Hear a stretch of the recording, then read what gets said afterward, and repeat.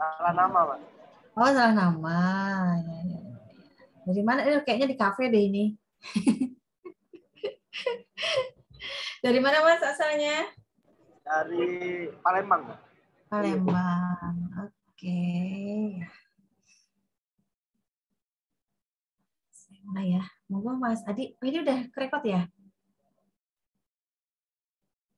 Mas Adi? Sudah, Bu. Oke, siap. Oke, kita buka ya, teman-teman ya. Assalamualaikum warahmatullahi wabarakatuh. Waalaikumsalam. Waalaikumsalam warahmatullahi wabarakatuh.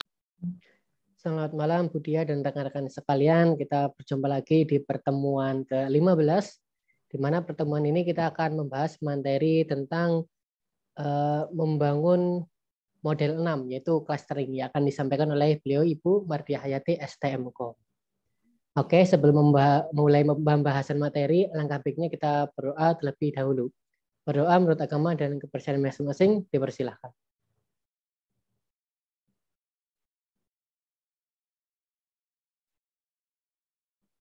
Cukup? Oke teman-teman, untuk mempersingkat waktu, kita mulai saja pembahasan materinya. Kepada Ibu Dia, dipersilakan. Monggo Bu Dia. Oke, terima kasih Mas Adi ya. Biasanya ada Mas, siapa Mas yang dari Medan itu? Belum ya? Belum Dari masuk ya? Medan enggak ada, Bu. Ah, kok dari Medan? Iya dari Medan. Mas, siapa tuh? Julianus. Ah, dari Medan. Jadi sempat join, Bu, tapi udah keluar lagi kayaknya. Oh ya, oke, mungkin sinyal kali ya. Oke, baik, saya share aja materi kita hari ini. Sudah terlihat semuanya? Sudah, Bu, aman. Oke.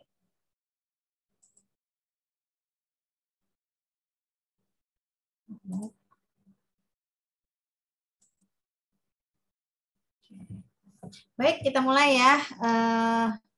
Materi pelatihan kita hari ini, pertemuan ke-15 ya, pertemuan terakhir di akhir pekan ini ya.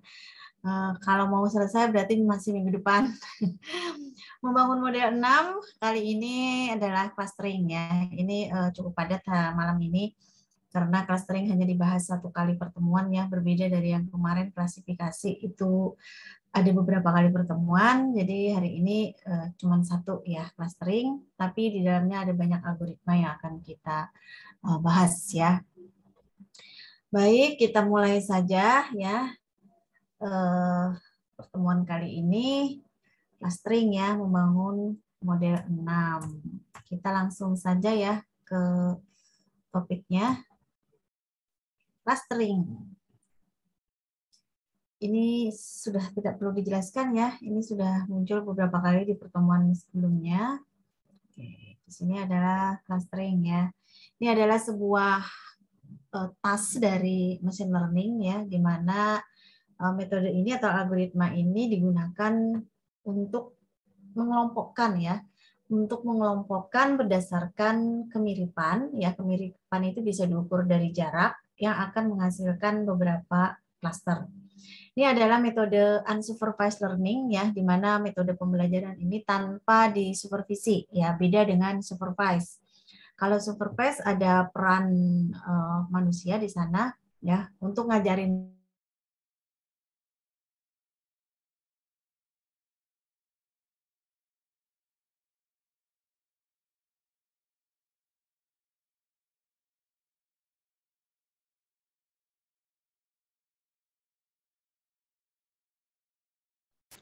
Permisi Bu Dia, suaranya terputus, Bu.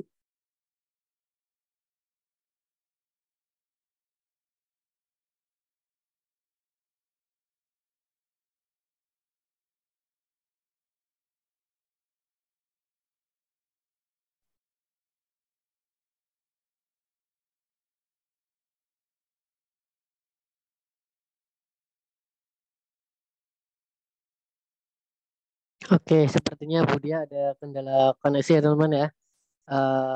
Saya coba tak hubungi dulu beliaunya.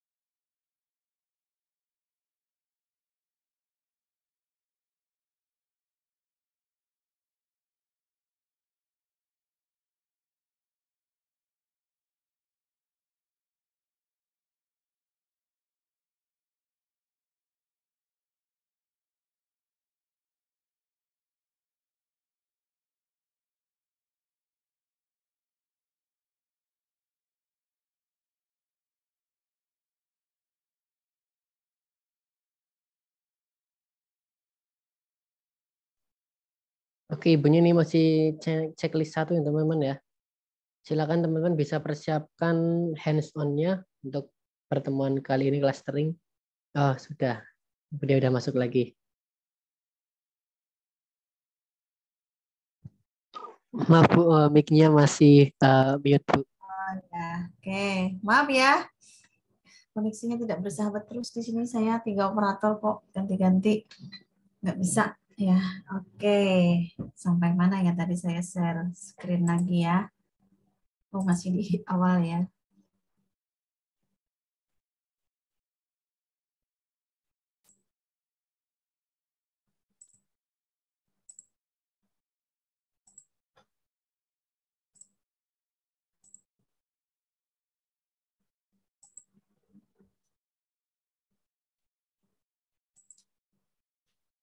Oke, tadi di sini ya.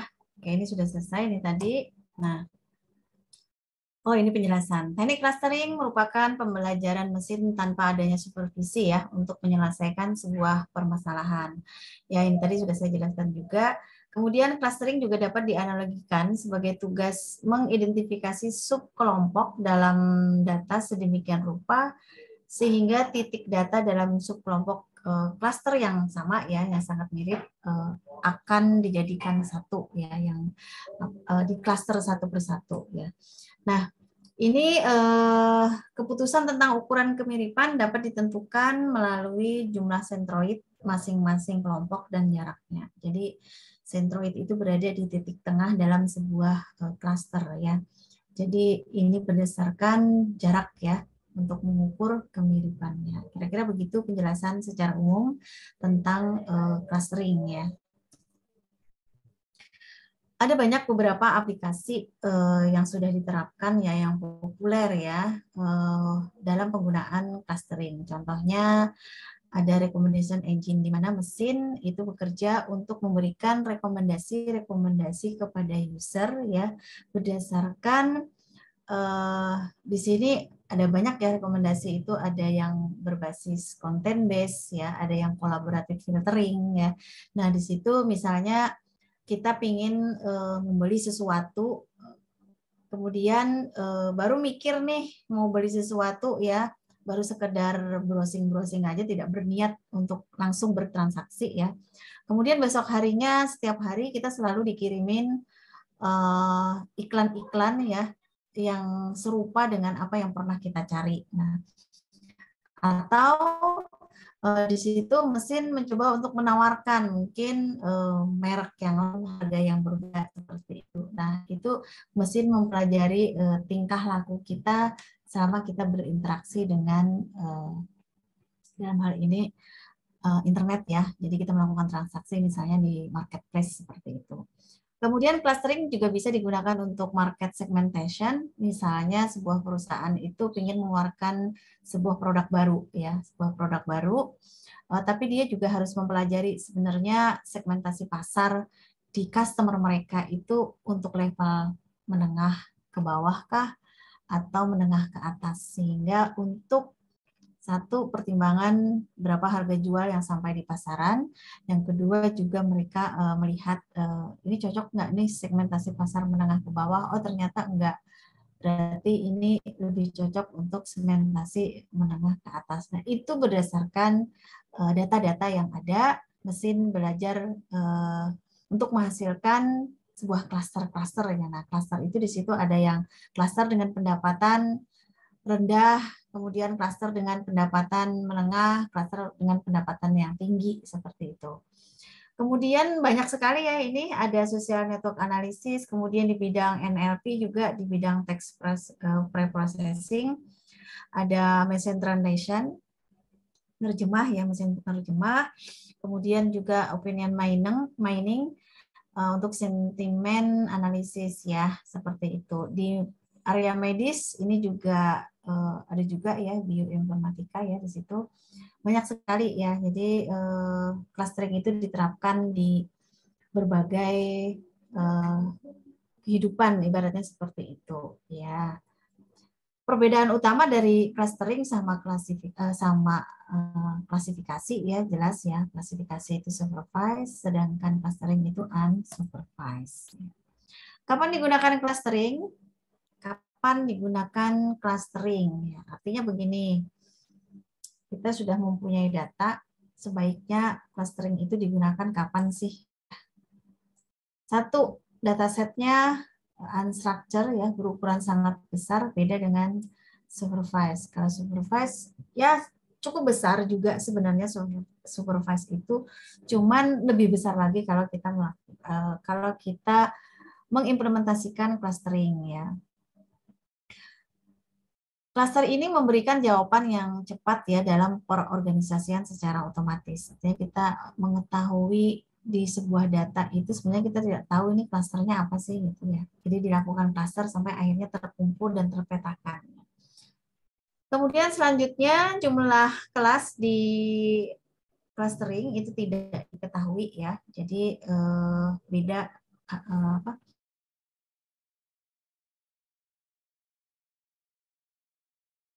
Mulai menjawab pertanyaan kunci tentang sekumpulan dataset. Masih bisa terdengar jelas nggak ya suara saya? Kok koneksinya dari tadi? Masih Mas Adi atau putus-putus? Masih jelas Bu, tadi sempat terputus sebentar. Oke. Kemudian kalau untuk proses pelabelan ya itu dilakukan di supervised. Kalau di clustering tidak ada ya. Jadi keunggulannya memotong waktu kita ya. Karena effortnya sangat besar ketika kita melakukan proses anotasi atau pelabelan ya. Jadi clustering ini cukup pas ya digunakan ketika kita tidak perlu lagi melakukan yang namanya labeling ya. Kemudian selanjutnya bisa digunakan untuk mencari anomali data atau data-data yang misalnya outlier seperti itu. Jadi dengan clustering visualisasinya bisa terlihat mana data yang berada di dalam satu kelompok, mana data yang terpisah dari kelompoknya. Nah ini tadi proses clustering berdasarkan kemiripan ya, mana yang mirip. Seperti tadi gambar di awal ada buah-buahan ya.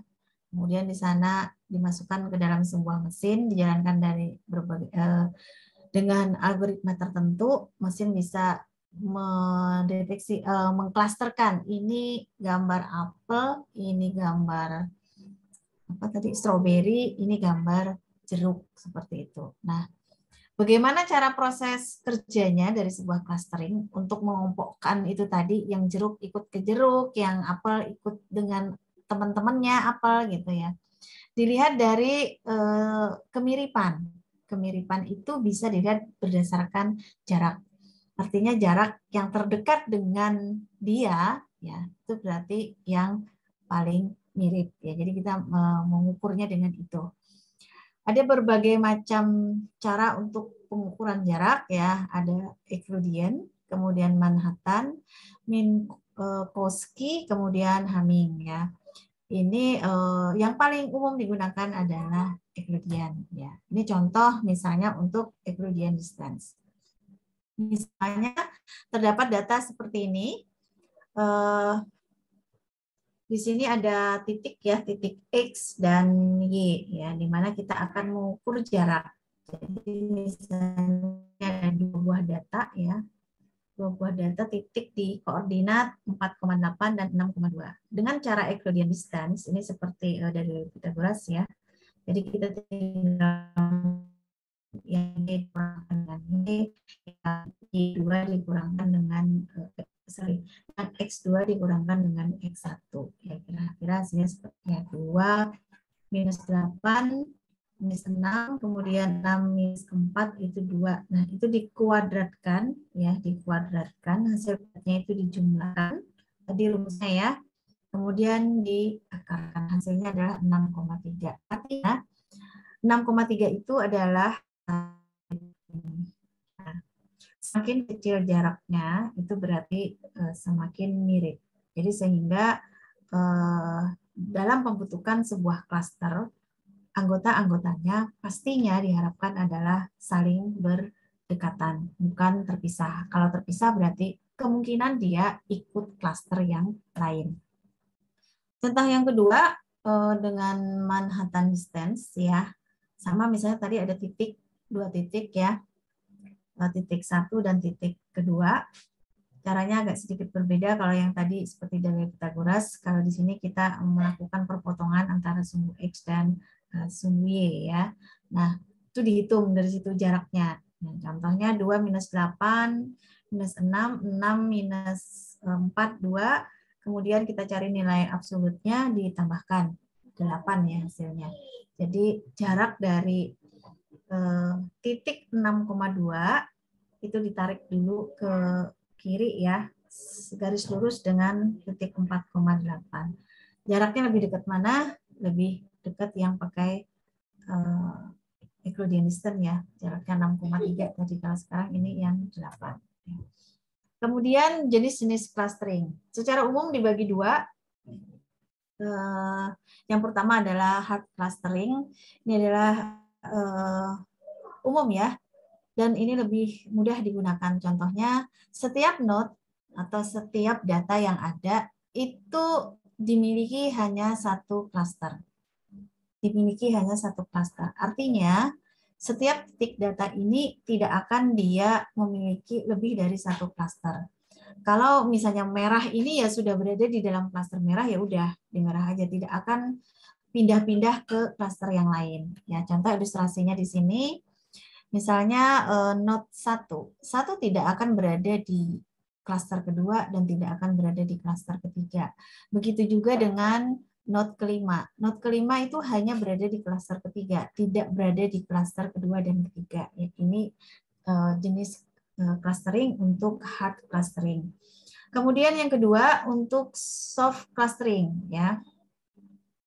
Jadi setiap node itu mungkin dimiliki oleh beberapa cluster ya. Setiap node kemungkinan bisa dimiliki oleh beberapa cluster.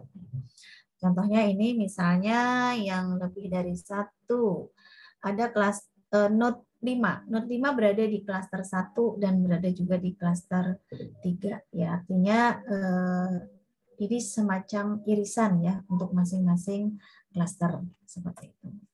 Nah, clustering algoritmanya banyak sekali. Clustering terbagi dari berbasis partisi, kemudian berbasis hierarki, dan juga berbasis density. Ya.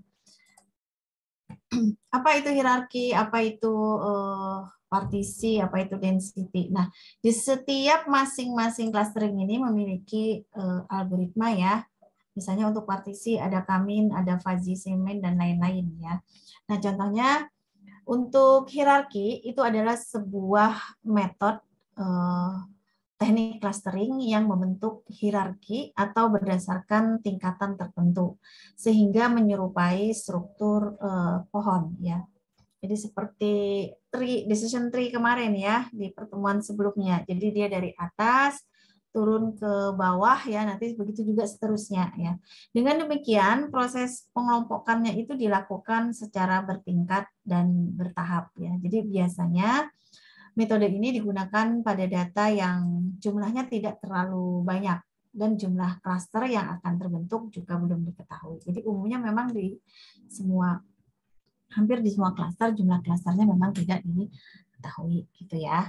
Jadi cocoknya untuk hierarki itu untuk data yang tidak terlalu banyak, karena nanti kalau datanya sangat banyak seperti kelemahan tree kemarin, decision tree ya, itu akan memperlama proses komputasi sehingga kemarin dibentuklah algoritma yang lain, random forest ya, seperti itu. Ya kurang lebihnya cara kerja seperti itu untuk hierarki ya.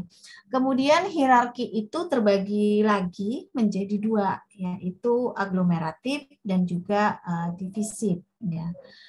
Bagaimana cara kerja dari aglomeratif? Aglomeratif itu melakukan proses penggabungan ya, penggabungan. Ini strategi pengelompokan yang dimulai dari setiap objek dalam satu klaster terpisah ya. Jadi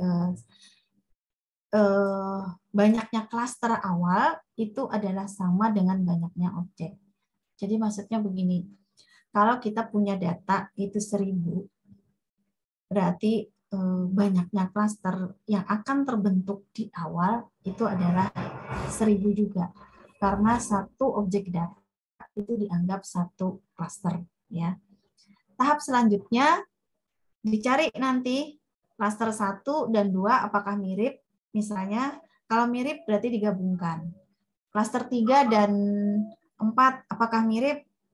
Mirip misalnya ya, berarti digabungkan jadi klaster 2. Jadi klaster 1 dan 2 digabung jadi klaster 1, kemudian klaster 3 dan 4 digabung jadi klaster 2. Begitu seterusnya kalau mirip ya, seperti itu. Jadi inisialisasi awalnya adalah ketika aglomeratif ya di hierarki sejumlah klaster itu adalah sejumlah data, ya.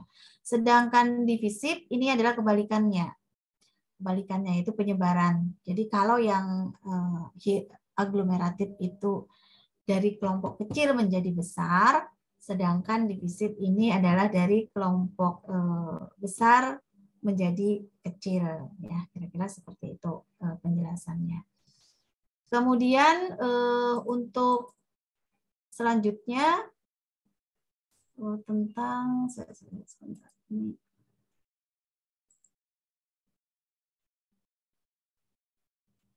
Untuk partisi clustering ya, di situ ada perbandingan metode, jadi partisi, kemudian hierarki, kemudian density. Ya, kalau partisi clustering itu pengelompokan partisi menghasilkan berbagai partisi dan kemudian mengevaluasinya dengan beberapa kriteria dengan sejumlah nilai K atau cluster. Jadi kalau untuk partisi clustering ya metodenya itu jumlah K-nya sudah diketahui. Jadi dari awal kita sudah menentukan, maksudnya seperti itu. Dari awal kita sudah menentukan berapa K yang akan diinginkan. Ya. Kemudian ini juga berbasis jarak, ya, berbasis jarak dapat menggunakan min untuk mewakili klaster sehingga ini efektif untuk kumpulan data yang kecil hingga dengan menengah. Itu untuk partisi ya, partisi clustering. Kemudian selanjutnya adalah hierarki clustering. Ini penggabungan cluster tadi dari yang kecil menjadi besar pakai aglomeratif, kemudian atau membaginya menjadi dari besar ke kecil, yaitu diversif tadi ya. Kemudian selanjutnya ada clustering berbasis density ya. Clustering berbasis density atau kerapatan ya. Atau kerapatan. Di sini kalau berbasis density contohnya seperti DBScan. DBScan itu dia akan membentuk sebuah klaster ya yang hanya memenuhi syarat yang mirip ya, yang mirip akan dijadikan dalam satu klaster, yang tidak mirip dia akan pisah seperti itu ya. Itu DBScan. Nanti setelah ini ada ilustrasinya. Cek saya terlalu cepatkah Mas Adi jelasinnya? Yang lain gimana? Masih bisa diterima? Bisa, Bu. Bisa, Bu. Sekarang tadi pengukuran ya, pengukuran untuk jarak di clustering ya. Tadi ada berbagai macam metode yang digunakan dalam mengukur jarak ya. Clustering data ke dalam kelompok itu memerlukan beberapa metode untuk menghitung jarak atau kesamaan antara setiap pasangan pengamatan dari sebuah data ya. Ini contohnya pakai Euclidean distance ya. Jadi menghitung jarak dari titik yang satu ke titik yang lain ya. Dikuadratkan untuk masing-masing titiknya, kemudian dijumlahkan, kemudian diakarkan. Sedangkan Manhattan ini hanya menghitung selisih dari nilai absolutnya, dijumlahkan udah selesai seperti itu ya. Itu lebih umumnya menggunakan Euclidean.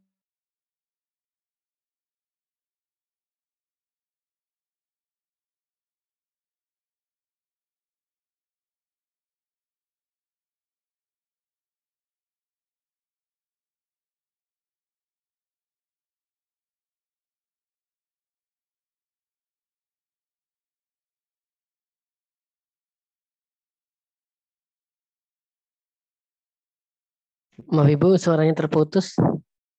Suara saya terdengar nggak teman-teman?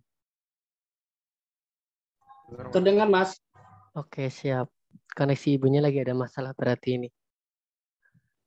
Lagi musim hujan di Jogja. Oke, kita tunggu Bu Diahnya.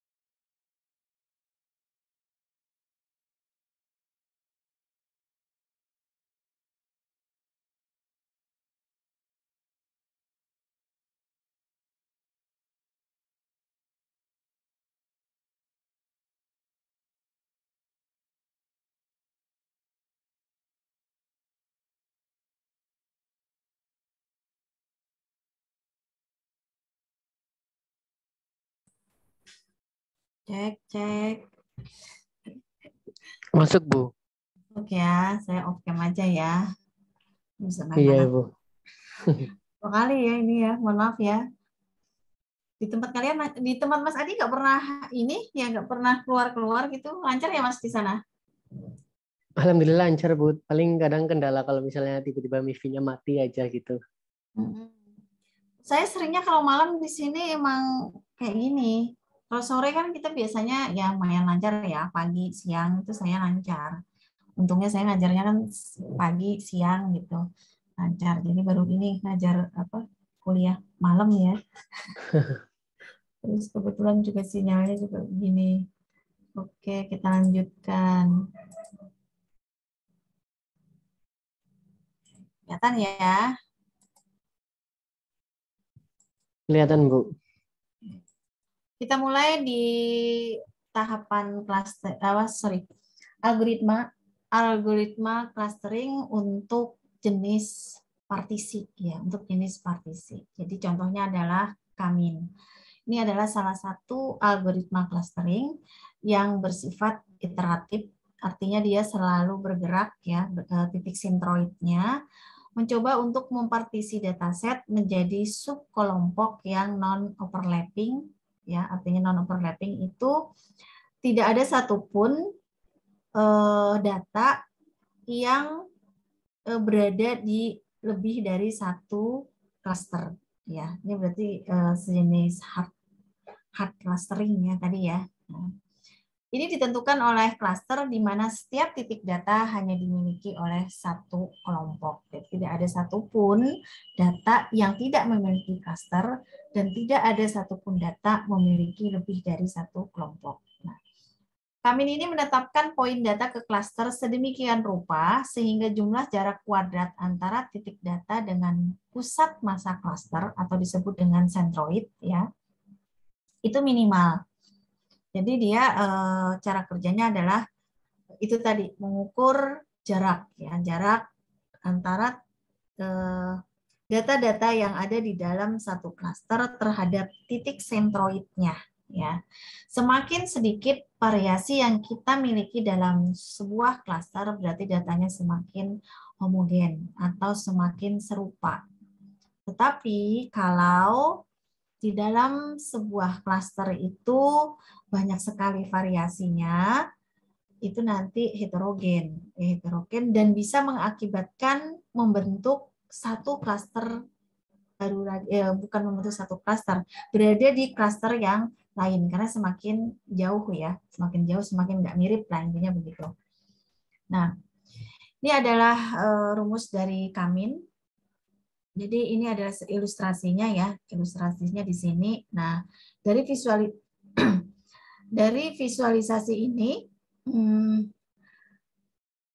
algoritma akan selalu bergerak ya, iteratif tadi ya, mengukur jarak dari titik-titiknya dengan sentroidnya. Nah, kapan sentroid itu dilakukan? Yaitu pada saat awal. Pada saat inisialisasi pertama kali. Jadi kita menentukan jumlah klasternya dan juga menentukan posisi sentroidnya.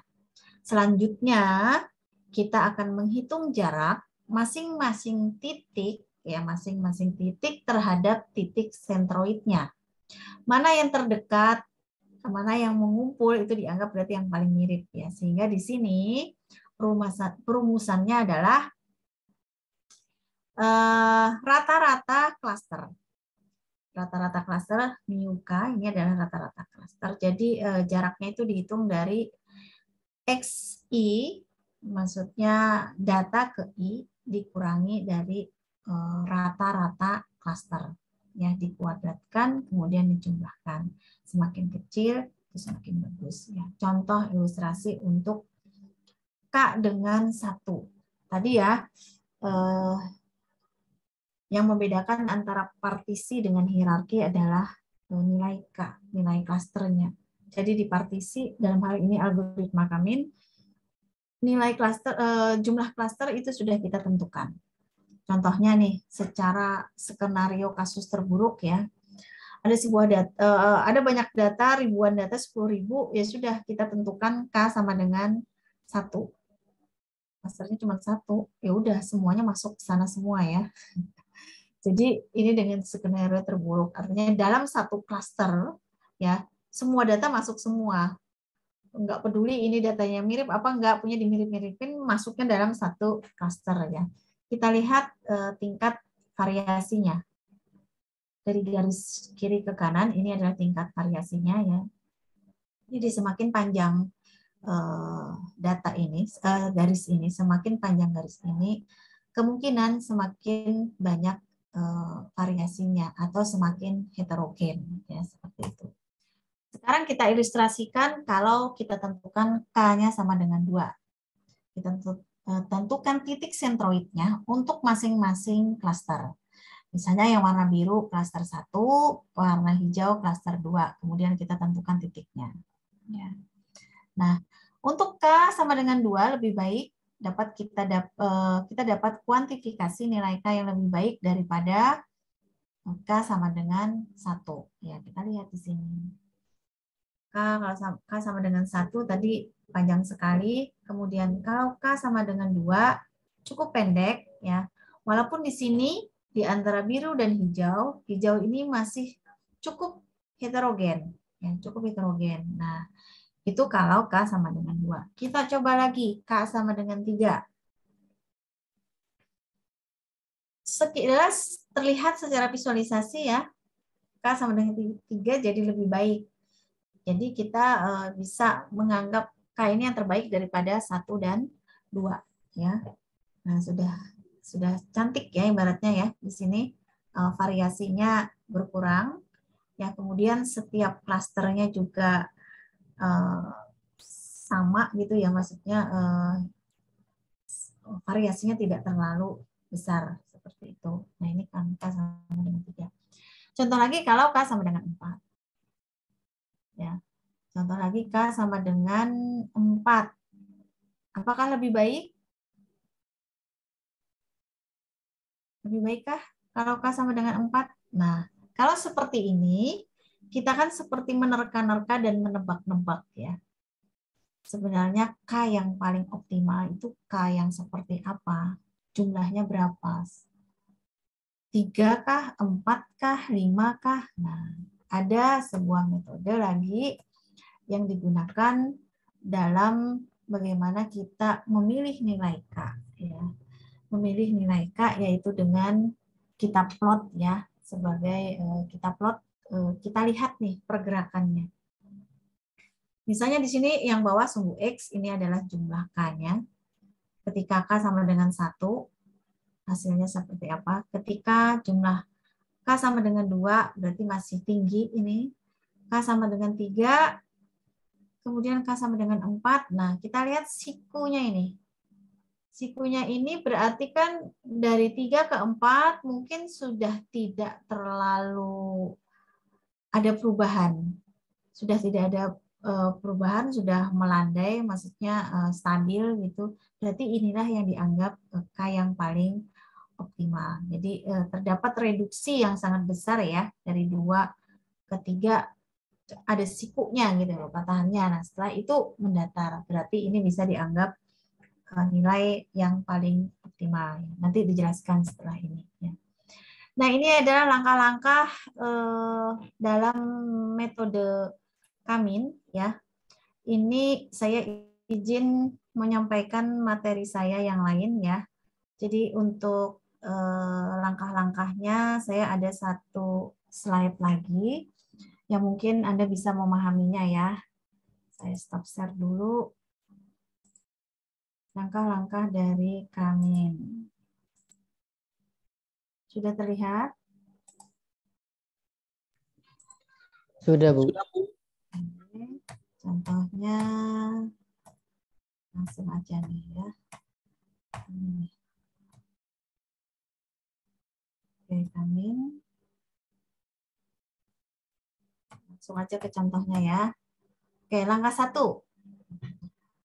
Langkah 1 di Kamin adalah menentukan sentroid awal secara acak dan juga menentukan jumlah klasternya. Contoh di sini kita tentukan klasternya sama dengan 2 ya. Kemudian setelah itu kita menentukan titik sentroidnya. Titik sentroid itu terserah ya, terserah mau di mana ya. Di sini kita tentukan C1 yang berada di objek 1. Maksudnya sentroid 1 berada di objek 01, sentroid 2 berada di objek 3 ya. Contoh ini. Ini ada data, ada objeknya sampai dengan 8 ya, ini titik-titiknya. Nah, kita ingin mengelompokkan titik ini. Ini cuma ilustrasi ya, ilustrasi. Tidak mungkin nanti datanya cuma 8 begini, pasti datanya ribuan. Kemudian kita tentukan titik clusteringnya. Oh ya, sebelumnya saya sampaikan ini adalah materi yang saya ambil dari materinya Bapak Profesor Dr. Suyanto ya dari Telkom University ya, tentang materi data mining untuk sub clustering ya. Ini cukup cukup membantu saya ketika saya menjelaskan biasanya di kelas ya. Jadi materinya bagus sekali, makanya saya pakai seperti itu. Terima kasih dulu kita kepada Bapak Profesor Suyanto ya, baru pengukuhan guru besar ya, guru besar untuk Telkom University di Bandung. Nah, sentroid 1 berada di objek 1, kemudian sentroid 2 berada di objek ketiga. Langkah kedua adalah menentukan anggota klaster dengan menghitung jarak objek ke posisi sentroid terdekat. Jadi di sini saya menggunakan Euclidean distance ya. Kita buat tabelnya dulu ya. Ini ada objek 1 sampai dengan 8. Kemudian kita menghitung jaraknya ya, jarak dari objek 1 ke sentroid 1, objek dari 1 ke sentroid 2. Kemudian dilihat yang manakah yang paling terdekat ya, itulah klaster yang akan diikuti ya. Kira-kira sampai di sini bisa dipahami?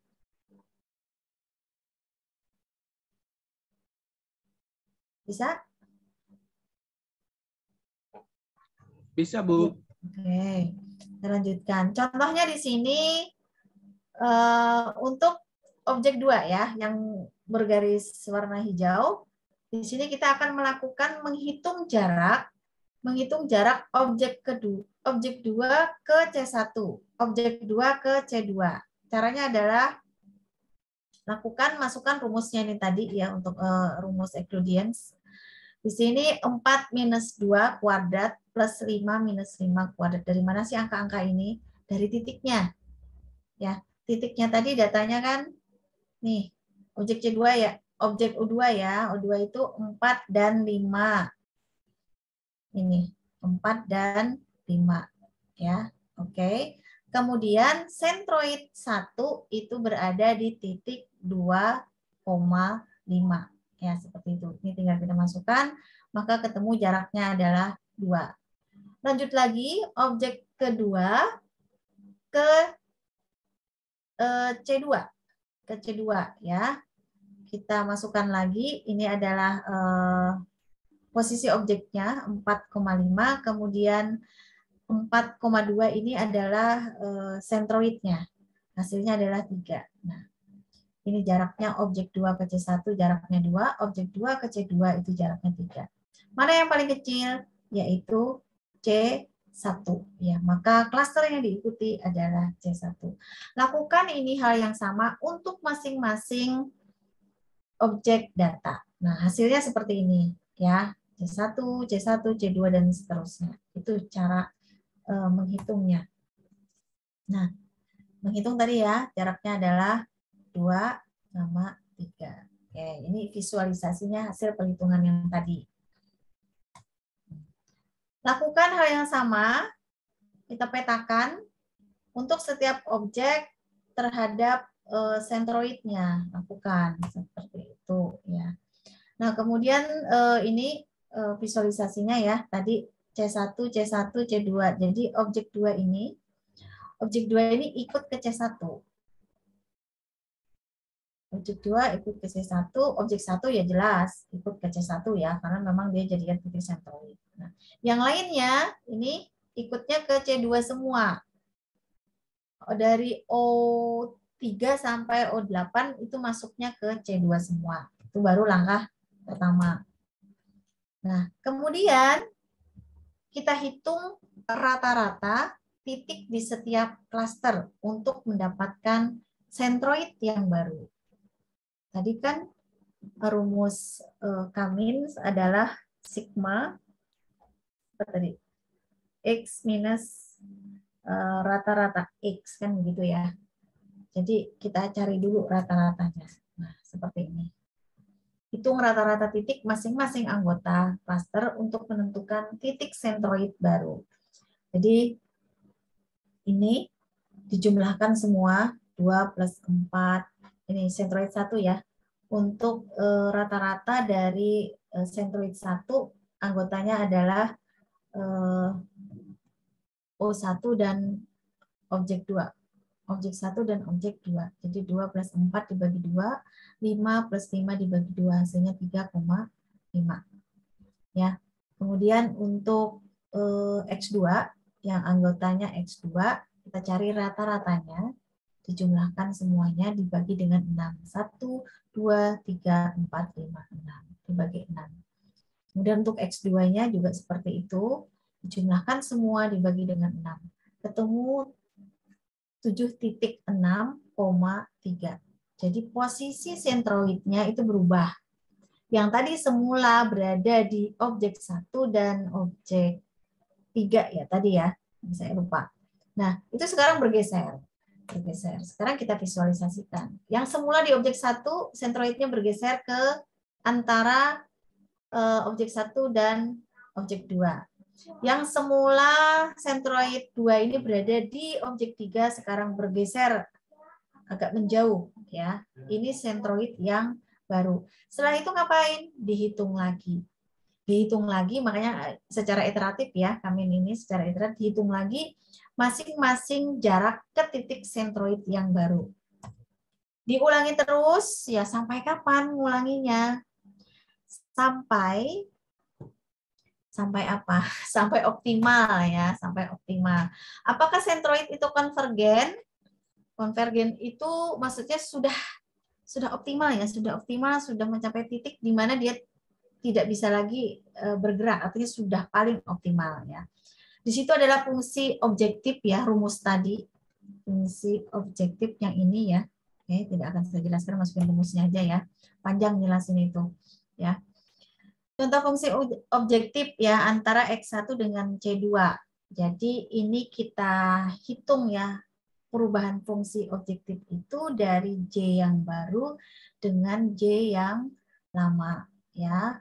J yang barunya adalah 114 ya, 16 dikurangi J lama. J lama kan belum ada fungsi objektifnya, jadi dianggap 0 ya. 114 itu dari mana? Dari rumus itu tadi ya, atas.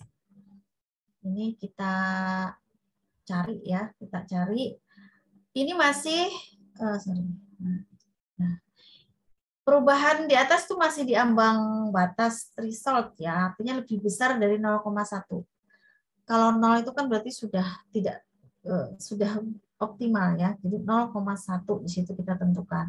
Kalau masih lebih besar berarti masih di atas ambang batas threshold-nya.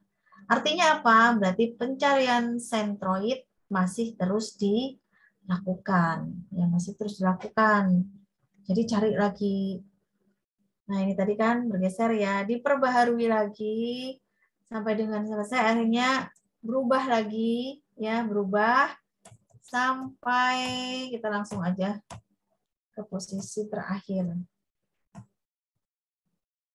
Nah ini yang paling optimal ya, sehingga ini akan membentuk titik sentroidnya itu tepat di dalam satu klaster ini. Jadi klasternya ada 2. Jadi Kamin itu sudah ditentukan klasternya. Kira-kira begitu penjelasan saya tentang langkah-langkah dan cara kerja dari Kamin ya. Nah kita kembali ke sini tadi. Berarti ini saya lewati ya. Baik, Bu. Sudah saya jelaskan tadi, berarti ini saya lewati. Nah ini yang bersama kan ya. Titik sentroid sebagai dari klaster sehingga total yang terbentuk kelihatan ya klasternya. Fungsi optimasi ini nggak usah kita bahas. Nah, optimasi dari Kamin tadi ya, Kamin. Grafik perhitungan WCSS. WCSS ini adalah sebuah metode tadi yang menggunakan elbow tadi ya. Jadi kita ingin mencari nilai jumlah klaster yang optimal itu kita menggunakan apa ya. Di sini bisa kita lihat bahwa saat K sama dengan 1, tadi X adalah jumlah klaster, kemudian yang atas adalah nilai WCSS-nya. Saat K sama dengan 1, nilai WCSS sangat tinggi. Ya. Kemudian terus menurun sampai dengan K sama dengan 5. Ya. Nah, di sini terlihat. Jadi dari K sama dengan 2 masih turun, 3, kemudian 4, kemudian 5. Ternyata 3 masih turun lagi. Berarti masih belum optimal kalau seperti itu. Ya, turun lagi set sampai ke 5. Ke 5 itu sampai ke 6, ke 7, ke 8 turun, cuman penurunannya tidak signifikan. Jadi sikunya itu nggak kelihatan. Kenapa tadi elbow ya? Ya. Dengan demikian dapat diketahui bahwa jumlah klaster yang tepat untuk grafik di atas adalah 5 ya. Seperti ini. Jadi 5. Karena 5 itu ke 6, ke 7, ke 8 sampai seterusnya sikunya tidak terlihat. Artinya itu sudah stabil ya. Sudah stabil itu berarti K5. Ini adalah cara kerja dari kami. Pertama dari kami tadi, step yang pertama adalah menentukan nilai K-nya. Kemudian yang kedua, menentukan titik sentroidnya. Setelah itu kita ukur masing-masing datanya, kita ukur distance-nya terhadap sentroid ya. Nah, setelah itu dari jarak yang sudah kita hitung, kita cari yang mendekati klaster yang paling dekat itu yang seperti apa ya. Kita hitung dari pakai algoritma kami tadi. Nanti menghasilkan titik sentroid yang baru, diulang terus sampai akhirnya konvergen. Kalau sudah konvergen itu berarti sudah optimal. Jadi sudah ada hasil klasternya. Oke, ini Mas Adi mau dilanjutkan untuk on-nya ya? Baik Bu, siap Bu. Oke, saya stop share dulu. Ya, silakan Mas Adi.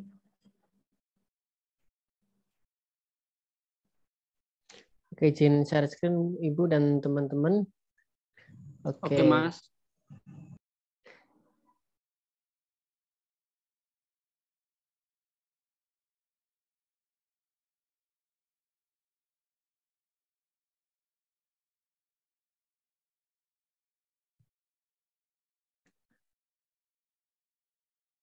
Apakah screen saya sudah terlihat, teman-teman? Mohon konfirmasinya.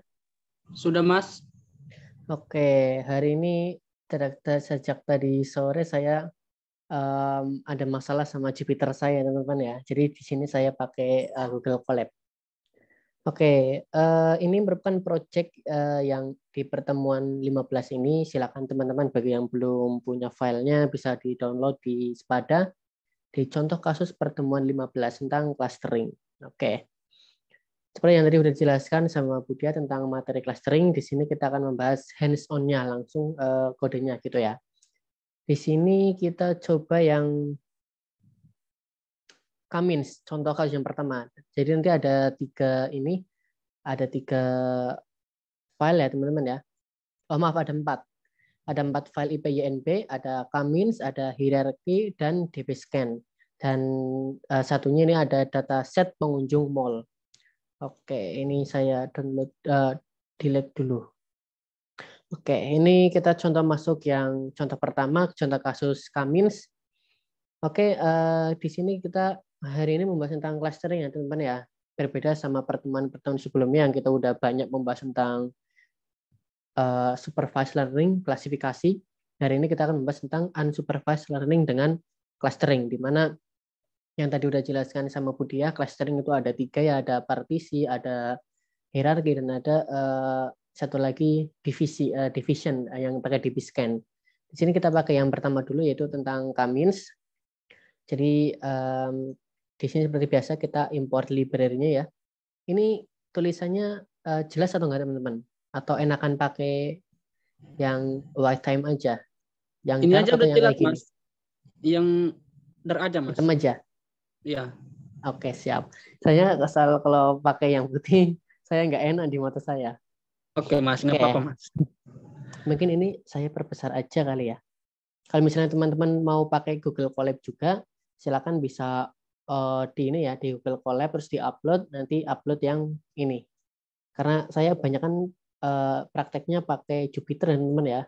Sekarang coba saya dari awal Google Colab. Kita dari awal ke Google Colab. Biar yang teman-teman udah biasa pakai Google Colab, ini bisa mengikuti juga. Oke, kita cari di Google Colab di Google seperti biasa. Pilih yang ini, Google Colab, colab.research.google.com. Nanti dia akan muncul tampilan seperti ini ya. Bisa teman-teman klik file, terus new atau open notebook. Oke, pilih yang open notebook. Di sini ada beberapa pilihan. Silakan teman-teman pilih yang upload. Oke. Jadi seperti ini bisa teman-teman drag atau klik choose filenya ya. Kalau di sini saya pakai drag aja. Di sini kita ada 4 file IPYNB dan 1 file ini dataset. Kita coba contoh buka yang pertama. Ini kita drag drop di kelompok ini ya. Kita tunggu sampai dia selesai mengupload.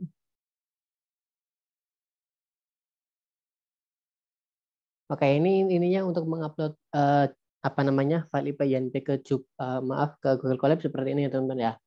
Ini rada lama karena 20 MB tergantung koneksi internet teman-teman juga. Sementara untuk upload datasetnya bisa teman-teman klik kanan di sini ya, di misal ini kayak gini. Kita pilih yang ini, gambar folder kayak gini, ikonnya. Kita klik, terus di sini kita di space kosong kita klik kanan, pilih upload, terus teman-teman bisa pilih yang ini, datasetnya, klik open. Di sini karena saya sudah upload, saya cancel aja. Di sini udah ada datanya seperti itu. Oke, kita lanjut. Untuk clustering menggunakan Kamins, seperti biasa kita mau import library yang diperlukan ada NumPy untuk perhitungan matematika, ada Matplotlib untuk plotting, dan ada Pandas untuk membaca datasetnya seperti itu. Kita klik aja ini. Oke, kalau ada tanda selesai gini saya besarin aja biar lebih jelas. Oke. Kalau ada tanda centang biru seperti centang hijau seperti ini berarti udah aman gitu ya teman-teman ya. Enaknya pakai Google Colab tuh ya kelemahannya dia kan harus pakai internet. Kelebihannya dia yang nggak perlu kita mikirin apa namanya library ini ya teman-teman ya. Kita tinggal import aja selesai udah disediain sama Google tanpa kita harus install. Kalau di Jupyter kan harus install gitu. Ini alternatif bagi saya juga, tadi kan ada error nih Jupyternya, saya pakai Google Colab. Oke, kita lanjut. Di sini kita akan mengimport dataset. Kita menggunakan import dataset pengunjung mall. Di sini kita menggunakan fungsi read CSV dari Pandas. Lalu kita masukkan ke variabel dataset. Setelah itu dari dataset ini kita akan pilih hanya beberapa kolom saja, beberapa atribut saja yang akan dipakai untuk clustering. Disimpan di data X. Oke, kita jalanin dulu ya. Oke, saya coba tambah di sini. Saya mau lihat sebenarnya dataset asli ini gimana sih? Apa aja datanya? Saya coba tampilin. Ini kita manggil variabel ini ya teman-teman ya. Variabel yang di sini kita tampilin. Kita coba jalanin. Oke. Jadi ini merupakan dataset asli dari pengunjung mall di CSV. Ini data aslinya gitu teman-teman ya. Sebelum kita apa-apain gitu. Di sini ada beberapa atribut. Ada ID pelanggan, ada jenis kelamin, usia, ada pendapatan, dan ada rating pengeluaran. Di sini bisa terlihat ada 200 baris gitu. Oke, ini untuk yang dataset asli. Terus yang X ini yang akan nanti kita gunain untuk clustering. Sebenarnya X ini kita apa sih? Isinya apa gitu ya? Oke, ini kalau misalnya kita lihat ini pakai fungsi iLog yang pernah dijelasin Bu Rini jauh beberapa pertemuan sebelumnya. Kalau yang depan ini adalah baris, kalau seperti ini berarti dia ambil semua baris. Kalau yang di sini adalah kolom. Dia mengambil kolom ketiga dan keempat. Bisa dilihat di sini ketika adalah pendapatan dan rating pengeluaran. Seperti itu. Kita coba tampilin datanya benar apa enggak. Kita panggil X-nya, kita run. Oke, ini. Bisa dilihat teman-teman ya, di sini ada dua data 7640 76 maaf. Coba oke, 1539 1581 sesuai sama yang ini. 1539 1581. Berarti kita hanya pakai dua kolom, yaitu pendapatan dan rating pengeluaran. Oke. Kita lanjut. Oke, di sini akan menggunakan optimasi Kamin dengan metode elbow untuk menentukan jumlah klaster yang tepat. Yang tadi udah dijelasin sama Bu Mardia ya.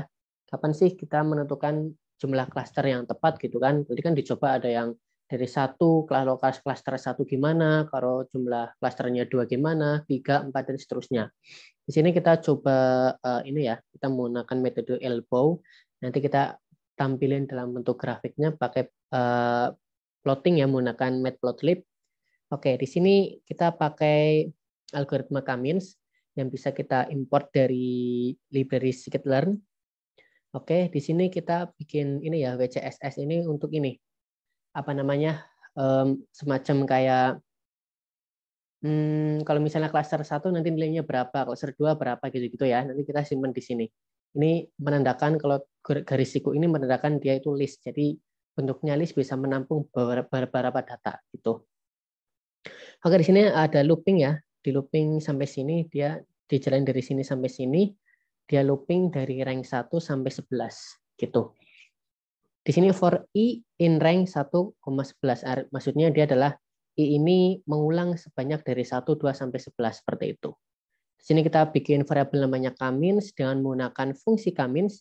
Kita pakai beberapa parameter nih. Ada n cluster, dia I maksudnya mengulang ke sini ya. Dia merujuk nilai I ini adalah merujuk ke for yang depan ini. Jadi kalau misalnya dia kan ngulang sebanyak 11 kali tuh. Jadi pertama dia nilainya 1, setelah itu nanti dia 2, 3, dan seterusnya. Dia berulangan seperti itu, secara iteratif. Di sini ada init kamin, maksudnya dia menggunakan diberi kamins, dan ada random set 42, ini kalau tidak salah, random set dia adalah mengacak data, tapi yang diacak datanya adalah data yang memastikan data yang diacak adalah data yang sama, cuma beda urutan aja gitu. Oke, setelah ada kamins, kita melakukan fitting seperti biasa. Kalau yang namanya fitting adalah melatih jaringan, apapun itu algoritma ya teman-teman ya. Kemarin-kemarin sempat pakai naive Bayes, logistic regression dan lain sebagainya. Kita selalu pakai yang namanya fit. Sama di sini juga gitu, pakai fit untuk melatih jaringan. Di sini kita mengirimkan data adalah data X yang tadi isinya adalah apa ya? Dia ada 2 pendapatan dan rating pengeluaran. Ini yang kita lakukan fitting untuk proses clustering. Setelah itu, kita akan memasukkan hasilnya ke dalam WCSS ini. WCS append apa ini untuk fungsi untuk memasukkan ya, memasukkan ke dalam listnya, menginsertkan datanya gitu ke dalam list. Kan dia bentuknya list, isinya ada beberapa data kayak gitu. Dia adalah hasil dari kamins inersia, hasil dari kamins dari fittingnya ini. Setelah itu di sini ada plotting dari 1 sampai 11. Ya, coba pakai yang putih biar kelihatan. Oke. Dari 1 sampai 11 nanti isi datanya adalah dari WCS ini. WCS ini tadi kan isinya hasilnya ya teman-teman ya. Hasil kalau apa namanya jumlah klasternya 1, kalau klasternya 2 itu berapa nanti dia di WCS ini. Terus ini sumber X dia cluster number atau nomor klasternya ya, klaster 1, 2, 3 dan seterusnya. Terus variabel adalah nilai WCSS-nya atau nilai fitting tadi menggunakan kamin. Oke, saya coba jalankan biar dia kelihatan. Oke. Oh ya, maaf teman-teman, ada ralatnya teman-teman ya. Kalau dia rank 1,11 dia dari 1 sampai ini 10 ya. Yang 11-nya nggak ikut, maaf ya. Dia ada kekeliruan. Oke. Jadi dia kalau 1 sampai 11 kayak gini, maka dia iterasinya atau loopingnya dia dari 1 sampai 10 gitu. Ini bisa dilihat kayak gini, dia mulai dari cluster 1, 2, 3, 4 sampai terakhir adalah 10 gitu. Bisa dilihat di sini teman-teman ya, tadi yang dijelasin Budia di PPT tadi ya. Kita lihat elbow-nya. Di sini ada grafik elbow-nya. Kalau misalnya dari grafik ini bisa dilihat di sebelah sini, ini kan dia angka 5 ya teman ya, di cluster nomor 5, cluster nomor 5 di sini, dia ke kanan udah nggak terlalu signifikan, dia udah mulai landai tuh. Kalau dari nomor 1 kan dia terjun bebas ke bawah nih, masih tajam gitu kan. Tapi setelah dari cluster 5 ke atas, dia udah mulai landai. Berarti di sini kita adalah cluster yang terbaik adalah 5, kalau melihat dari grafik elbow ini. Oke, itu tadi menentukan jumlah klaster yang tepat menggunakan metode elbow. Jadi teman-teman bisa menggunakan ini nih untuk mencari klasternya. Karena ya kan kalau klaster kan kita milih sendiri gitu kan ya. Oke. Di sini proses clustering menggunakan kamins. Setelah kita dapat nilai klaster yang tepat menggunakan elbow yaitu dengan 5 klaster, di sini kita akan fitting menggunakan klaster 5 ya. Oke. Di sini pakai fungsi kamins dengan mengirimkan beberapa parameter sama seperti tadi, seperti ini ya. Cuma ini yang tadinya I, mengikuti looping ini, karena udah ketemu nilai klasternya yang terbaik ada 5, maka di sini kita isikan 5. Oke, initnya kita isi kamin, maksudnya dia adalah algoritma kamin dan random setnya 42. Setelah itu kita lakukan fitting. Fitting untuk untuk melatih jaringan dan untuk di sini ada fit predict berarti untuk melatih jaringan dan untuk memprediksi menggunakan data X ini yang isinya adalah pendapatan dan rating penjualan. Oke.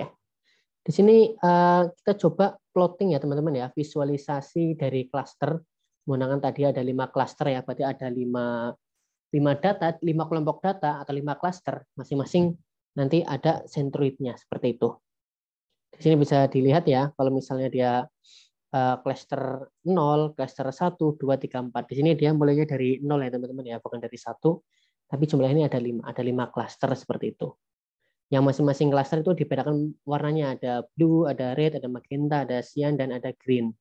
Ini ada keterangan nih, klaster 1, klaster 2, sampai klaster 5. Oke. Di sini saya jalanin. Oke, di sini adalah kan consumer cluster. Di Sumbo X ada yearly salary atau apa namanya pendapatan tahunan dengan yearly expense rating atau rating penjualan. Di sini teman-teman bisa lihat ya. Di sini ada 5 klaster ya, masing-masing ini ada centroidnya. Ini yang warna kuning adalah centroid. Tapi di sini centroidnya terlihat banyak sekali ya teman-teman ya. 1, 2, 3, 4, 5, 6 seterusnya. Oke. Ini saya tidak tahu ini ada kesalahan atau gimana, tapi ini kok centroidnya jadi banyak sekali kayak gini. Nanti bisa ditanyakan ke Bu Diahnya ya teman-teman ya. Oke, kita lanjut aja dulu. Tadi coba kita menggunakan klaster 5 ya teman-teman ya. Ada 5 klaster. Sekarang kita coba menggunakan 3 klaster. Ya, yang tadi sama yang bawah ini sama, cuma yang membedakan adalah kalau yang tadi kita pakai klaster 5, kalau yang bawah kita coba pakai klaster yang 3. Makanya di sini cuma ada 3 klaster ini. Nah, kita jalanin. Oke, seperti ini. Ada 3 klaster. Klaster 1 yang warnanya biru ini, klaster 2 yang warna merah, dan klaster 3 ada yang warna pink ini ya, pink ini. Oke. Kalau misalnya dibanding sama yang atas ini, hampir sama ya teman-teman ya. Ada bedanya nggak nih? Kayaknya hampir sama. Harusnya beda ini. Oke, mungkin ada kesalahan di klasternya, di pewarnaannya gitu ya. Bisa teman-teman lihat di PPT-nya. Perasaan kemarin di kelas sebelah enggak kayak gini ya teman-teman ya. Saya pakai Jupyter ini ini kok sama. Gimana Mas gitu. Adi? Oke. Beda runningnya? Iya Bu, ini terlihat ini apa namanya centroidnya banyak sekali. Perasaan kemarin di kelas sebelah hanya 5 aja ya Bu ya. Iya, iya betul. Ini juga gambar yang klasternya 5 dan klasternya 3 dia sama aja, harusnya beda. Ini saya coba di Google Colab pertama kali malah hasilnya nggak sesuai ekspektasi. Tapi karena Jupyter saya lagi error ya Kemarin teman-teman ya. bener ya. Iya Bu, Kemarin kemarin kelas Bagus sih Mas. Bagus sih Mas. Ada Gimana? warna hitam. Di programku ada 5 warna. Oh jadi Mas. Maksudnya Ada 5 warna. Maksudnya Mas Adi itu centroidnya Mas Julianus. Iya Bu, nampak di sama saya Bu. Apa mungkin coba Mas Julianus share screen aja ya, mungkin hasilnya beda sama saya. Oh, aku pakai handphone Mas. Oh oke. Bentar. Hasilnya beda ya teman-teman ya. Kalau kemarin itu enggak kayak gitu. Di kelas Oke. ya sama Mas Adi ya kemarin ya, kelas 04 Iya, ya. Bu. Kelas saya. Lah ini, teman-teman ini hasilnya kayak gini nih yang sebenarnya. Oke, ini yang tadi yang ini yang klaster 5, kalau ini yang klaster 3. Ini kan senternya 5 ya teman-teman ya. 1, 2, 3, 4, 5. Kalau yang ini senternya itu yang kuning-kuning nih. Titik pusatnya ada 31, 23. Kalau yang ini ada 51, 23, 45. Dan bisa dibedakan secara visual. Tapi ini setelah saya coba di ini ya. Kita coba di Google Colab. Dia warnanya kayak gini. Senternya malah banyak banget. Ini ada kesalahan di Google Colab-nya. Oke, gambar yang benar di sini. Oke, siap Bu untuk hands-on kaminya sudah selesai. Dilanjut materi atau gimana ya Bu? Iya, lanjut materi. Masih banyak siap. Materinya. Ada 100 lebih slide kalau nggak salah. Sampai 116 loh itu materinya. Oke, saya nanti stop sebagian share. Saya skip ya. Nggak cukup nanti waktunya biar saya fokus ke yang penting-penting aja deh. Baik Bu. Oke. Monggo Bu Dia. Oke, saya share lagi.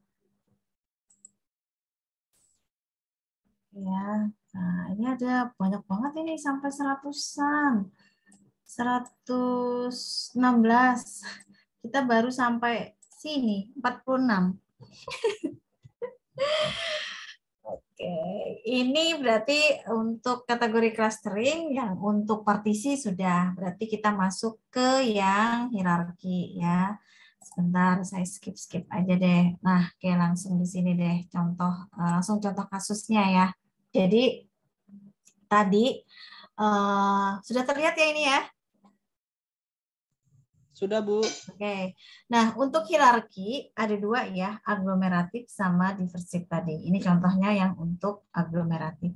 Jadi dari yang terkecil menjadi kelompok yang besar. Berdasarkan apa? Berdasarkan kemiripannya. Nah, inisialisasi awal itu dilakukan sejumlah datanya. Jadi satu data itu dianggap satu klaster ya. Contoh, misalnya di sini ada urutan baris ya. Untuk ilustrasi ini kita hanya akan mengklaster atau mengurutkan ulang reorder baris atau disebut dengan gen atau Jenny gitu ya. Jadi 1, 2, 3, dan 4. Kemudian ini ada sampelnya ya. Secara konsep tadi kita cari yang mirip. Nah, kemiripan ini divisualisasikan berdasarkan warna ya. Warna yang paling mirip lah ya. Cari gen yang paling similar dengan Jenny 1. Jenny 1, satu baris itu ya warnanya apa nih, kayak bata gitu ya, kemudian coklat muda, kemudian biru. Nah, dibandingkan dengan baris-baris yang lain, kira-kira lebih mirip yang mana nih? Jenny 1 dengan Jenny 3. Ya. Oke. Secara konsep, cari gen yang paling similar dengan Jenny 1. Sekarang kita bandingkan satu persatu. Gen yang ada di dalam Jenny 1 dan Jenny 2 berbeda dari warna tiap sampelnya. Tiap sampelnya ya berbeda ya. Merah bata dengan biru, biru muda dengan biru tua ya berbeda. Berarti enggak dulu ya. Kan yang dicari Jenny 1 paling mirip dengan mana. Kemudian Jenny 1 dan 3 masing-masing sampelnya similar. Iya. Masing-masing sampelnya adalah similar. Merah batanya agak tua yang 3. Kemudian yang coklat mudanya juga sama. Kemudian birunya yang sampel 3 ini juga ya mirip lah ya. Jadi bisa dianggap bahwa Jenny 1 dan Jenny 3 ini similar. Maka kalau similar kita jadikan satu klaster. Ya, satu klaster. Selanjutnya, apakah Jenny 1 mirip dengan Jenny 4? Ya. Masing-masing apakah mirip? Jenny 1 dan 4 masing-masing sampelnya similar ya. 1 dan 4. Similar enggak sih ini? Enggak ya? Enggak. Oke, lanjut lagi. Cari lagi, ya iterasi lagi. Yang kedua, cari gen yang paling similar dengan Jenny 2. Jenny 2 yang paling similar, Jenny 2 itu paling similar dengan Jenny 4.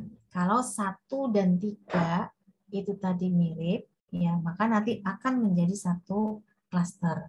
Nah, Jenny 2 itu similar dengan Jenny 4. Ya. Sekarang kita cek lagi. Nah, sorry. Jenny 2 paling similar dengan Jenny 4. Similar enggak? Jenny 2 dengan 4. Kita teruskan ya. Jadi 1 dan 3 adalah kombinasi yang paling similar dengan kombinasi dibanding kombinasi lainnya. Yang paling mirip. Ya, yang paling mirip jenis 1 dan 3 maka akan membentuk satu klaster. Satu klaster. Jadi namanya disebut dengan klaster 1. Selebihnya yang tidak mirip adalah Jenny 2 dan Jenny 4. Ya, berarti di sini muncul 3 klaster. Ya. Klaster 1, Jenny 2, Jenny 2 dan Jenny 4. Selanjutnya lagi. Karena kan ini tadi udah jadi klaster 1 ya. Kemudian dibandingkan lagi. Apakah klaster 1 itu paling mirip dengan Jeni 4? Paling mirip tidak? Cari terus ya, ini selalu dicari ya. Cari gen yang paling similar dengan klaster 1. Klaster 1. Cari gen yang paling similar dengan Jeni 2. Dan lakukan hal yang sama dengan Jeni 4. Jeni 2 paling similar dengan Jeni 4. Jadi tidak dengan klaster 1. Tapi dengan Jeni 4. Sehingga ya Jeni 2 dan Jeni 4 itu bisa kita jadikan sebuah klaster lagi. Ya, ini tetap klaster 1, Jeni 2, Jeni 4, kemudian Jeni 2 dan 4 misalnya ya, mirip. Paling mirip lah ya. Paling mirip walaupun ini ya tidak semua sampel ya miripnya. Yang kelihatan ya ini nih, biru muda dengan coklat muda. Kan jauh sebenarnya ya. Cuman dari 3 ini 2 mirip, 1 enggak. Ini bisa dianggap dimerge-kan, digabung lagi jadi satu klaster. Jadi klaster 1 itu sebenarnya awalnya terdiri dari Jeni 1 dan Jeni 3. Kemudian klaster 2 awalnya berasal dari Jeni 2 dan 4. Nah, karena yang tersisa hanya 2 klaster, kemudian di-merge-kan lagi. Nah, jadi nanti ilustrasinya, jadi klaster 1 ini dibentuk pertama yang paling similar memiliki cabang yang paling pendek. Pertama kali kan, cabang paling pendek. Kemudian selanjutnya lebih panjang ya, lebih panjang. Selanjutnya lagi semakin ke sini lebih panjang lagi cabangnya ya. Yang paling akhir yaitu klaster 3. Dibentuk paling akhir, dijadikan satu kan ya, jadikan satu menjadi klaster 3. Jadi itu tadi aglomeratif itu dari klaster-klaster kecil digabung berdasarkan kemiripannya menjadi sebuah klaster yang lebih besar. Dihitung jarak Euclideans-nya ya, dihitung caranya seperti itu tadi ya. Ini mungkin Anda bisa mencari tahu ya nilai-nilai ini. Nah, kemarin kayaknya saya kasih linknya ya Mas Adi ya.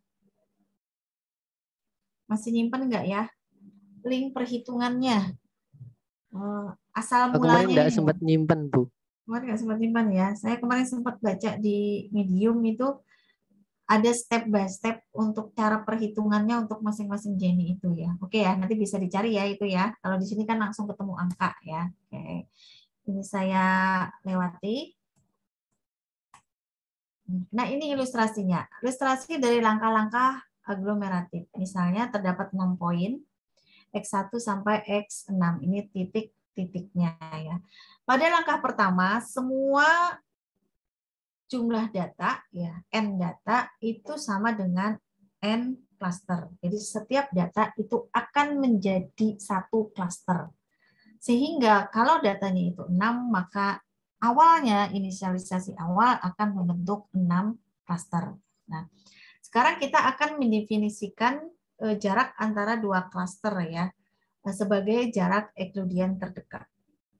Di tempat kalian ini terlihat nggak? Ini kurang terang ya warnanya, jadi nggak begitu terlihat. Saya awalnya ini juga terkecoh. Saya pikir kok setiap slide tidak ada bedanya ya, putih gitu.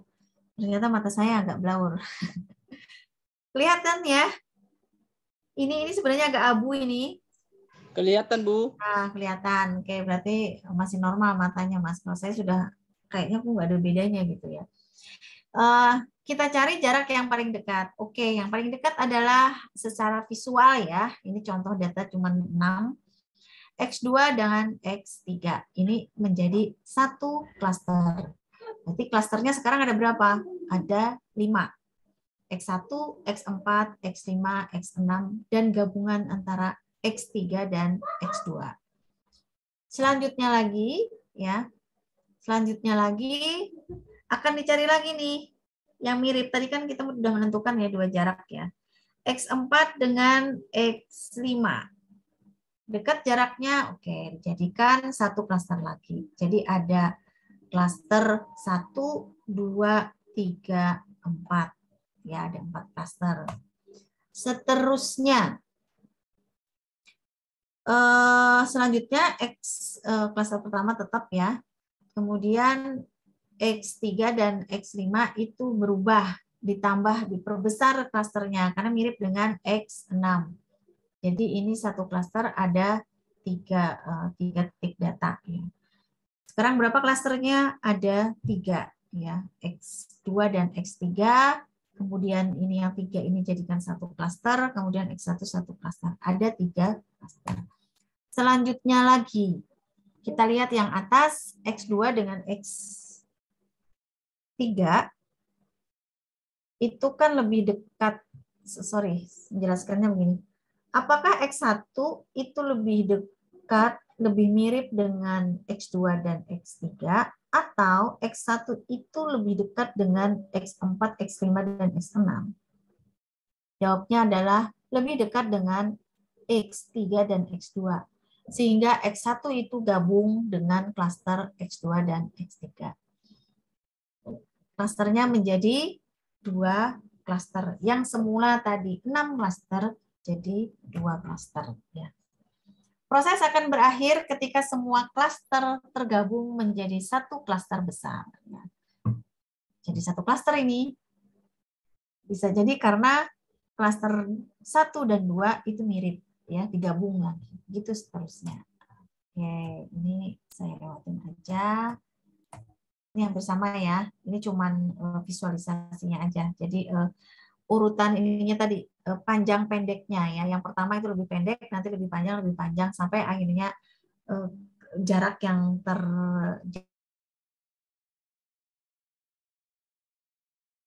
terlewati.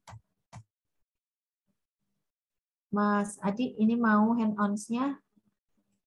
Nggak usah aja ya. Waktunya tinggal berapa menit ini Mas Adi?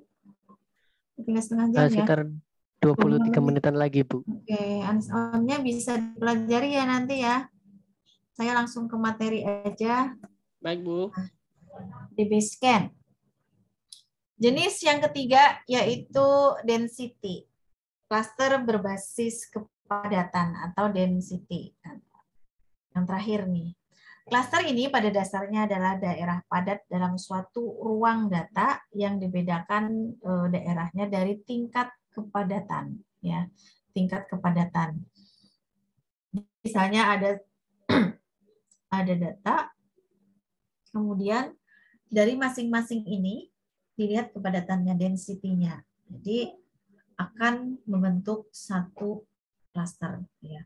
Akan tetapi kalau misalnya ada data yang tidak mirip dengan semua klaster yang ada di sini, maka itu tetap dibiarkan.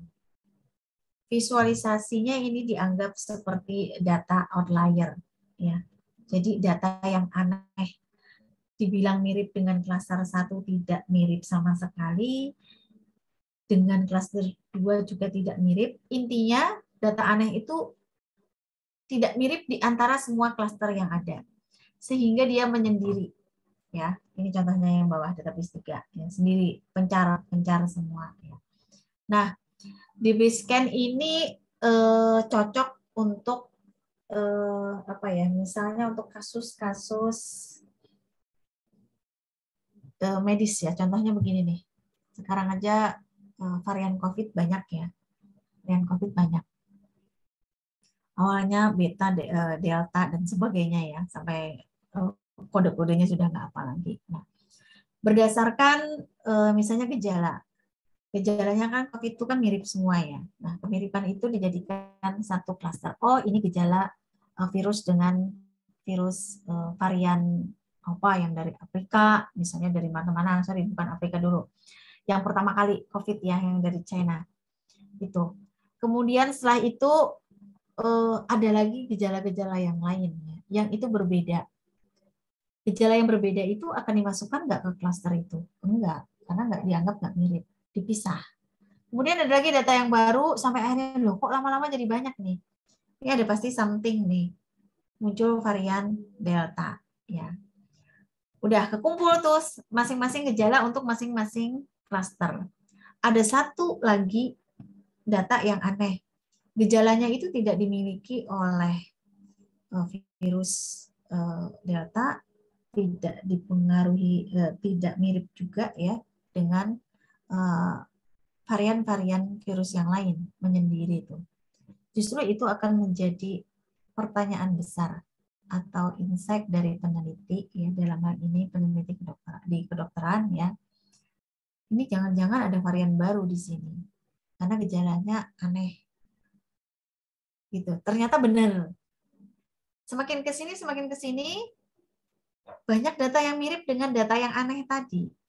Muncullah satu klaster sampai akhirnya disimpulkan, oh ini yang berasal dari Afrika itu, Omicron misalnya. Jadi itu cocok untuk dibisikkan ini untuk deteksi data-data yang awalnya belum kita ketahui, tapi akhirnya terbentuk menjadi satu klaster baru. Nah, kira-kira seperti itu. Nah, perbedaannya antara di Basecamp dengan partisi ya, Kamin ya ini ya. Kalau di Kamin itu semua data yang ada itu pasti akan memiliki klaster, akan menjadi klaster ya. Jadi dia masuk ke dalam anggota klaster. Walaupun itu nggak mirip. Jadi cenderung dipaksakan. Contoh, yang warna abu-abu ini sebenarnya juga jauh ya dari yang warna biru. Akhirnya dipaksakan. Udah deh ikut aja. Kemudian yang warna abu-abu ini karena memang dekat dengan yang warna orange ya, dimasukkan aja. Jadi di partisi di Kamin itu tidak ada data yang tidak punya klaster. Pasti dia punya klaster ya. Jadi ini cenderung memaksakan. Akibatnya adalah satu klaster itu ada data yang mungkin agak bias atau palsu ya. Ibaratnya itu dibilang kategori klaster 1 ya enggak, klaster 2 juga enggak, cuman mau nggak mau algoritmanya itu bekerja harus masuk ke dalam sebuah klaster. Beda dengan di Basecamp. Di Basecamp itu hanya mengandalkan kalau mirip, kalau sama itu masuk ke dalam klaster. Kalau nggak mirip ya udah dibiarkan aja, nggak punya teman. Sendiri ya itu.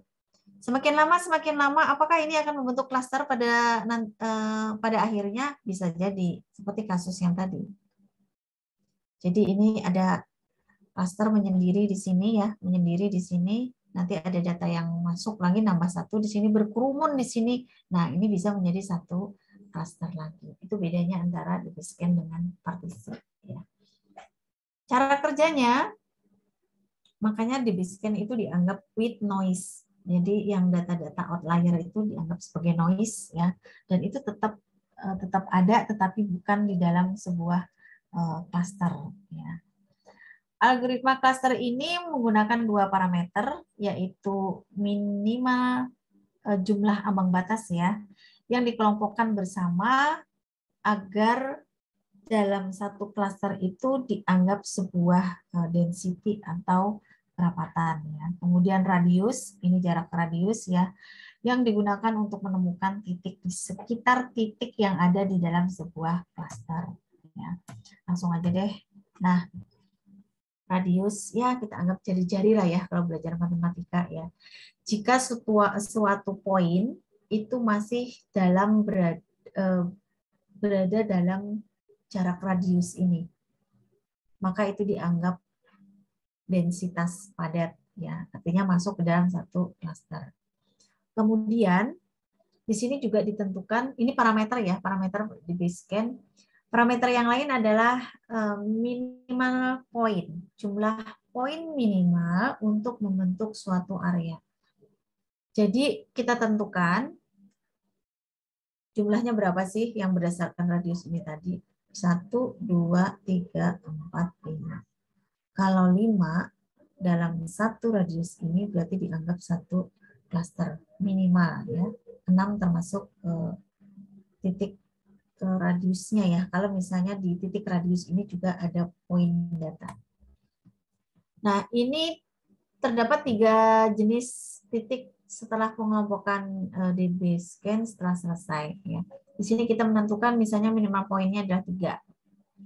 Berarti dalam satu klaster ini ada 3 poin, kemudian di tengah ini adalah core poinnya. Border point itu adalah poin yang berada di hampir di titik terluar ya, di garis terluar dari sebuah klaster. Itu namanya border point. Jadi di pinggir-pinggir sini nih. Berarti dia akan semakin jauh ya. Core adalah titik yang memiliki setidaknya M titik dalam jarak radius ya. Kemudian border titik yang memiliki setidaknya 1 titik inti pada jarak N. Dia menyendiri ya. Kalau di sini mau melumpuk ya. Nah, kemudian yang di luar ini disebut dengan noise point. Adalah titik yang bukan core dan juga bukan border. Ya. Jadi tersendiri itu tadi. Itu adalah jenis-jenis pengelompokan dalam Basecamp. Contohnya di sini. Misalnya radiusnya atau klasternya epsilonnya 2. Ini kadang istilahnya itu beda ya. Tapi sebenarnya ini sama sih. R epsilon itu kalau ketika kita sebutnya klaster ya 2. Kalau di kami ini kan namanya K ini.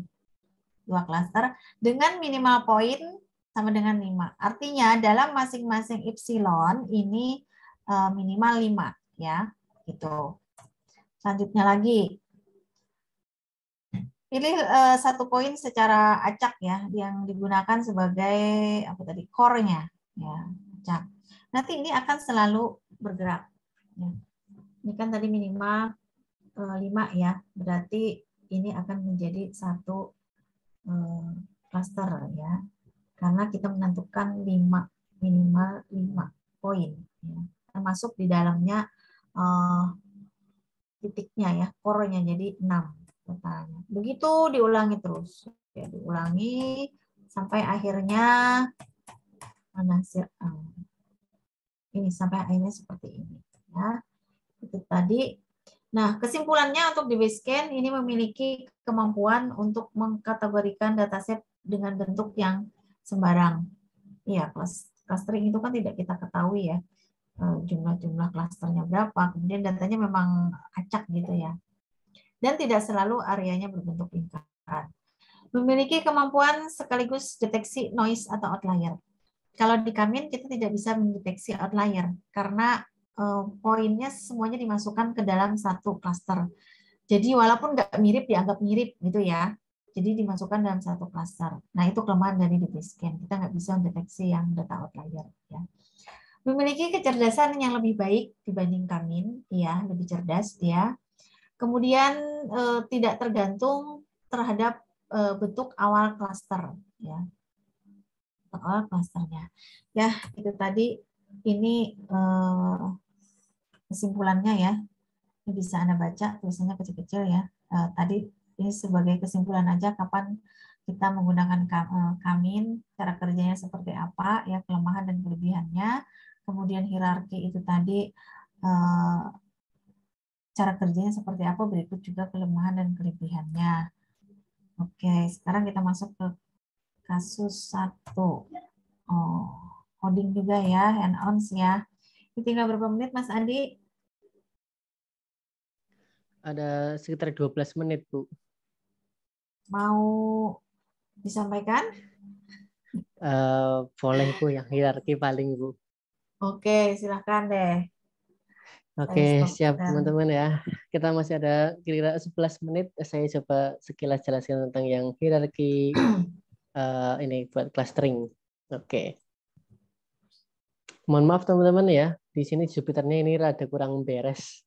Jadi gambar-gambar yang dihasilkan juga nggak ini ya, nggak benar gitu.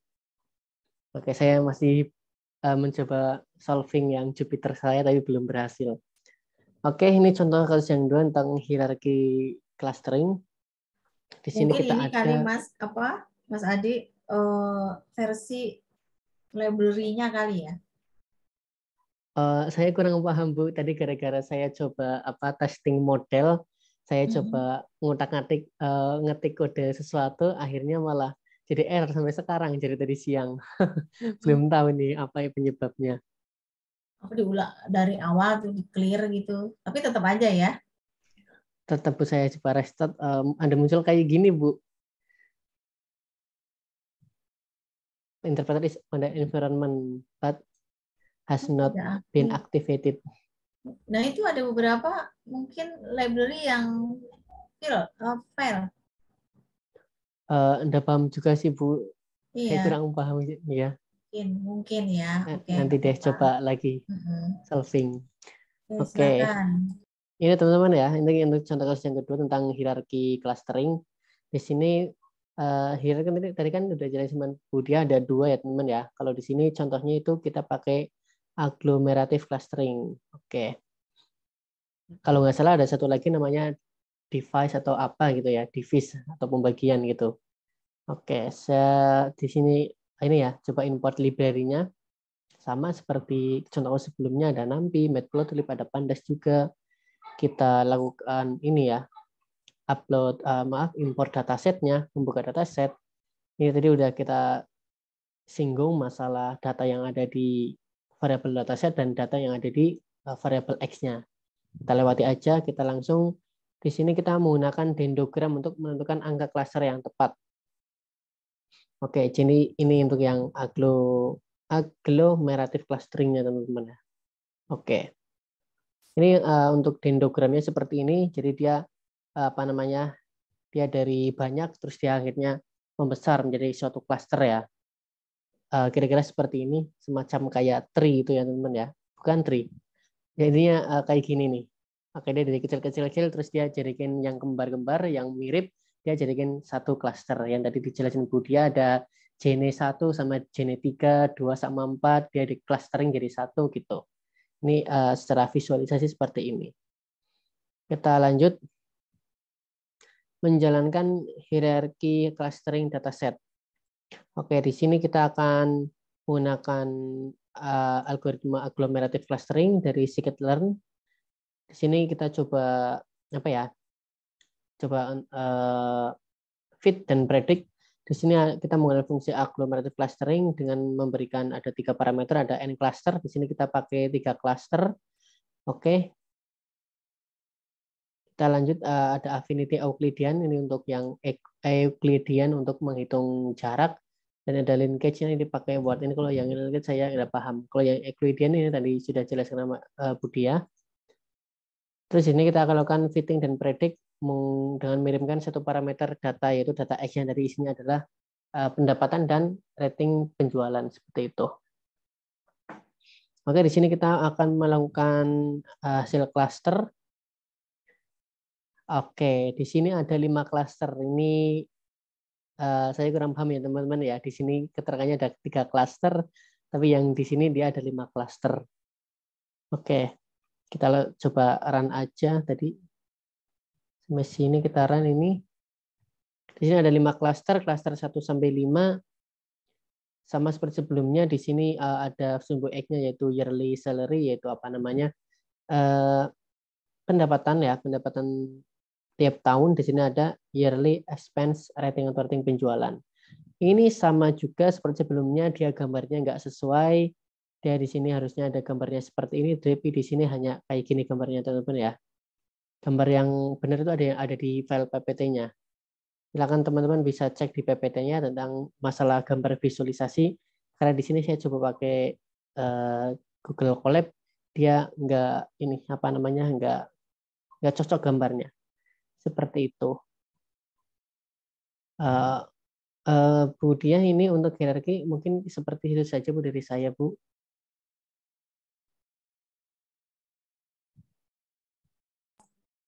Oke, ya baik Mas Adi itu mungkin itu visualisasinya ya yang ada di code visualisasi yang menjelaskan apa yang sudah ada di teori ya. Jadi memvisualisasikannya. Jadi cara kerja tadi dari agglomerative filtering, filtering clustering itu dari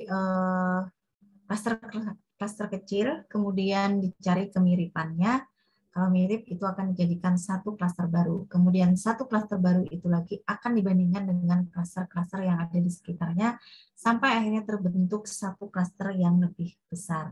Ya. Jadi tadi yang dijelaskan Mas Adi itu adalah prosesnya seperti itu. Ya, terima kasih Mas Adi. Kemudian udah selesai ya Mas ini ya Mas.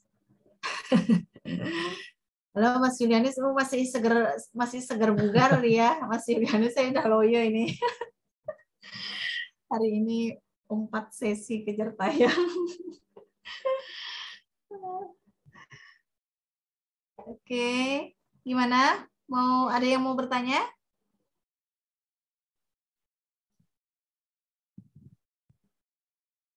Silakan teman-teman yang ingin bertanya, silakan. Mute itu Mas Julianus.